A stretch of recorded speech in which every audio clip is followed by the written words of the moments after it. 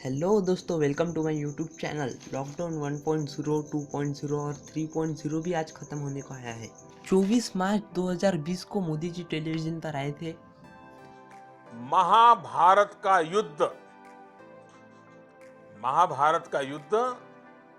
18 दिन में जीता गया था। आज कोरोना के खिलाफ जो युद्ध पूरा देश लड़ रहा है, उसमें 21 दिन लगने वाले हैं। आज रात 12 बजे से संपूर्ण देश में संपूर्ण लॉकडाउन होने जा रहा है। और इस पॉजिटिविटी के डायलॉग के साथ उन्होंने लॉकडाउन 1.0 जाहिर किया था। जैसे ही लॉकडाउन 1.0 जाहिर किया, हमने अपने आप को घर में बंद कर दिया। लेकिन असली मुसीबत तो माइग्रेंट वर्कर पे आ गई थी, जो अपना घर चलाने के लिए, पैसे कमाने के लिए एक शहर से दूसरे शहर में आ गया था, एक डिस्ट्रिक्ट से दूसरे डिस्ट्रिक्ट में आ गया था, और बल्कि एक स्टेट से दूसरे स्टेट में भी आ गया था। और वो जिसके लिए दूसरे सिटी में, दूसरे डिस्ट्रिक्ट में, दूसरे स्टेट में आए थे, वो काम ही लॉकडाउन 1.0 की वजह से बंद हो गया था। उनके पास कोई सोल्यूशन ही नहीं था। ना खाने के लिए रोटी थी क्योंकि पैसे नहीं थे, ना रहने के लिए घर था क्योंकि किराए के लिए पैसे नहीं थे। वैसे में वो करे तो करे क्या? वैसे में उनको एक ही रास्ता दिखा, अपने घर की तरफ लौट चलने का, अपने गांव की तरफ लौट चलने का। लेकिन उसमें भी मुसीबत, क्योंकि लॉकडाउन 1.0 की वजह से सब ट्रांसपोर्ट मीडियम ही बंद हो गया था। रेल बंद थे, बसेस बंद थे, तो ये करे तो करे क्या? तो फिर इन माइग्रेंट वर्करों ने सोचा कि हम अपना रास्ता चलकर ही काट लेते हैं। तो कोई साइकिल से निकला, तो कोई नंगे पैर निकला, कोई धूप में निकला, तो कोई रात में निकला। और इसका इफेक्ट इतना बुरा हुआ दोस्तों, कोई रात में चलने की वजह से उसका एक्सीडेंट हो गया, कोई नंगे और भूखे पैर चलने की वजह से वैसे ही मर गया। उन्होंने अपना दम कड़ी धूप में रास्ते पर छोड़ दिया। इतने सारे माइग्रेंट वर्कर एक्सीडेंट में मर गए कि उसका रिकॉर्ड अभी तक गवर्नमेंट के पास भी नहीं है। किसी माँ का बेटा एक्सीडेंट में मर गया, तो किसी का परिवार का मेन सदस्य एक्सीडेंट में मर गया। और ऐसे ही माइग्रेंट वर्कर मरने के बाद सरकार ने 92वें दिन माइग्रेंट वर्कर के लिए कुछ योजनाएं रखी।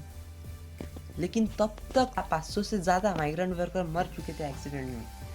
वो एक्सीडेंट में मर चुके थे, वो किसी रेल के नीचे आ चुके थे, कि कोई भूख की वजह से मर गया था। लेकिन इसका रिकॉर्ड अभी भी सरकार के पास नहीं है।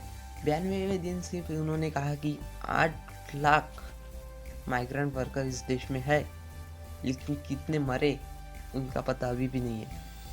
सब अनऑफिशियली मरे हैं।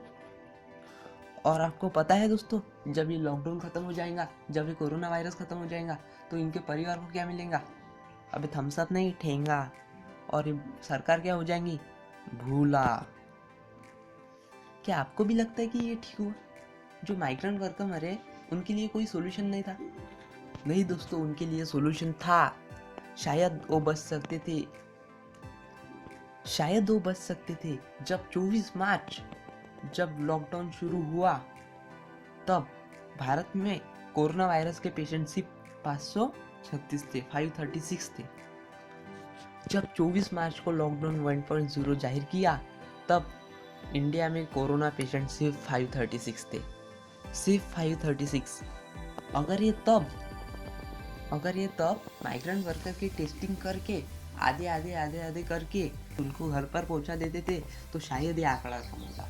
तो शायद 500 वर्कर नहीं मरते, शायद वर्कर नहीं मरते। ये वही माइग्रेंट वर्कर है जिनकी वजह से इनकी सरकार बसी है, ना कि बल्कि इनकी सरकार के वजह से माइग्रेंट वर्कर नहीं बसे हैं। तो शायद हम इस माइग्रेंट वर्कर को बचा सकते थे। शायद किसी माँ का बेटा बच सकता था, तो शायद किसी बेटे का बाप बच सकता था, शायद किसी की फैमिली बच सकती थी। लेकिन ऐसा नहीं हुआ। दुख तो इस बात का होता है दोस्तों कि इनके लिए कुछ भी नहीं होगा। अगर हो भी गया, इनको पैसे मिल भी गए, 1 लाख मिले, 10 लाख मिले, 10 करोड़ मिले, तो इनका परिवार का सदस्य लौट नहीं आएगा। जो फैमिली मर गई है, वो फैमिली लौट कर नहीं आएंगी। तो शायद किसी की ज़िंदगी बच सकती थी, लेकिन नहीं बची। अगर आपको ये वीडियो अच्छा लगा तो ज़्यादा से ज़्यादा शेयर कीजिए। अगर आपको इसका पार्ट 2 भी देखना है, तो मेरे इस वीडियो को सपोर्ट कीजिए, और मैं आपके लिए ज़रूर पार्ट 2 बनाऊँगा।